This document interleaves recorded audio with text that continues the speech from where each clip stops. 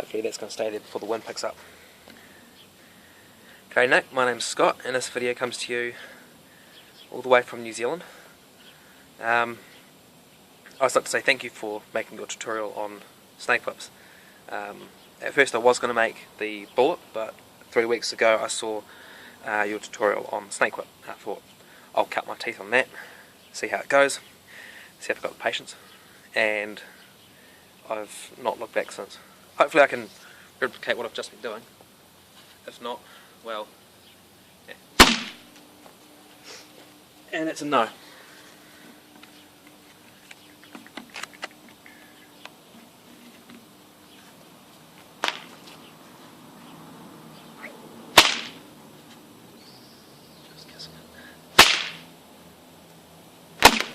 Yes! Well, I've done what I want to do. Righto, so thank you for making your tutorial on the snake whips. Like I said, about December last year in 2013 I started looking up bull whips and material on whips because that's when I got introduced to them. And then I found your tutorial. I thought, hey, that would be really, really cool. And I put it off and put it off and put it off, and about a month ago I bought material, all 500 feet of it, for a whip.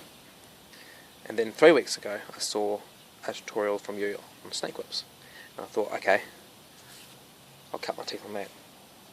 It works really well. I mean, as you can hear, I can get a pretty decent crack off these, so I've done something right. But I also see areas where I would like a bit of input. First, like just looking at the whip, what's your thoughts on it? I've really got no base of comparison. This is the first and only whip I've ever made, or seen made rather, and I don't know how well it's been woven. The main thing that I really disliked about my work is because what was when I did the core, it was fine. The first belly, it was sort of okay, and I must have gotten lazy or forgotten about it by the time I did the second belly, because I did the second belly, excuse me, and I taped the end of it. When I did that, it made that part a lot stiffer than the parts either side of it. So consequently, when I first played with it, I was really excited. If you could look inside my head and narrate that, it'd be basically, oh my god, this is awesome, this is wicked, and it got to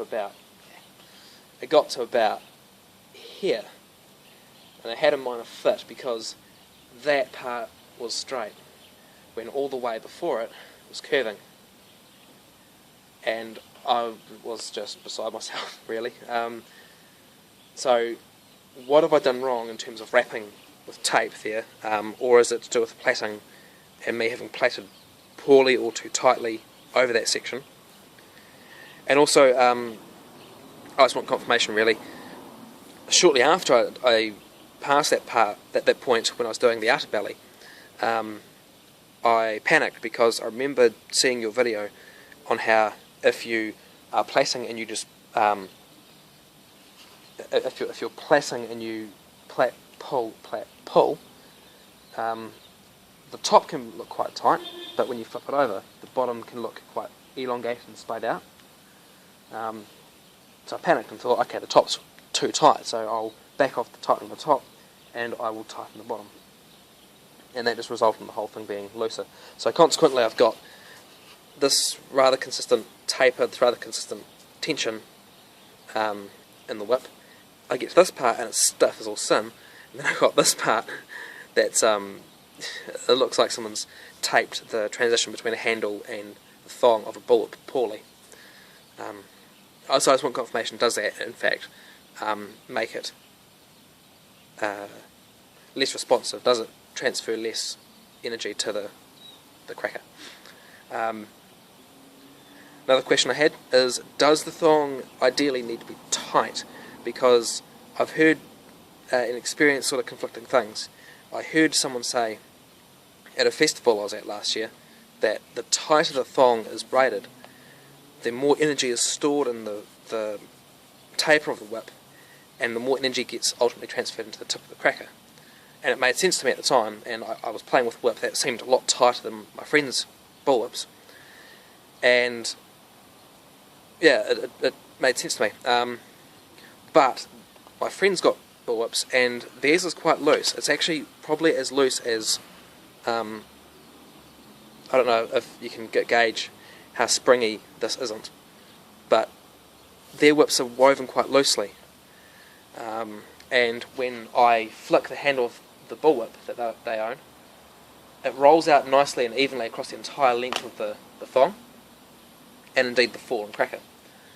So I've heard one thing, that it must be tight, and even when I'm playing with a loosely woven bull whip, yeah, the information I've got doesn't really match up. So I'd like some confirmation on that as well.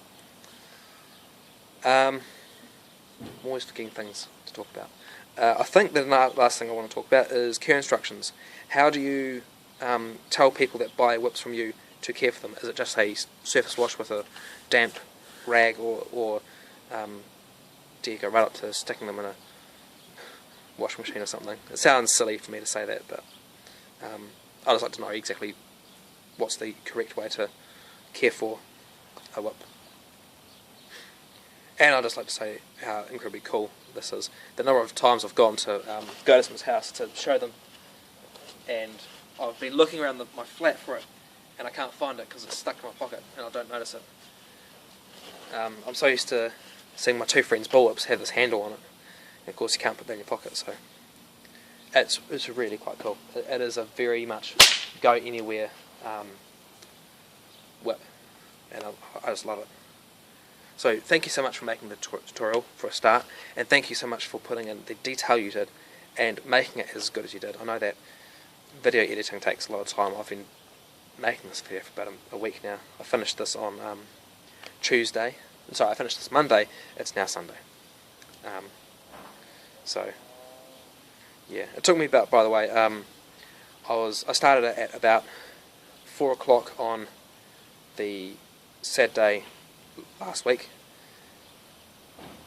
finished working then at about 6, then I started working at 4 the next day, and I finished at about 9 o'clock. So all in all, a full day's work for something that's a little under, actually, 3 feet. I think it's 2 feet 8 inches. I measured it. That was the other thing, actually. Have I done something wrong, or have I selected the wrong BBs? Because when I cut my piece of paracord to 3 feet, I put BBs in, and it expanded and shrunk. So I'm not sure if I've done something wrong there, but if you could comment on that, that'd be much appreciated. But yeah, it's an awesome toy. I love it.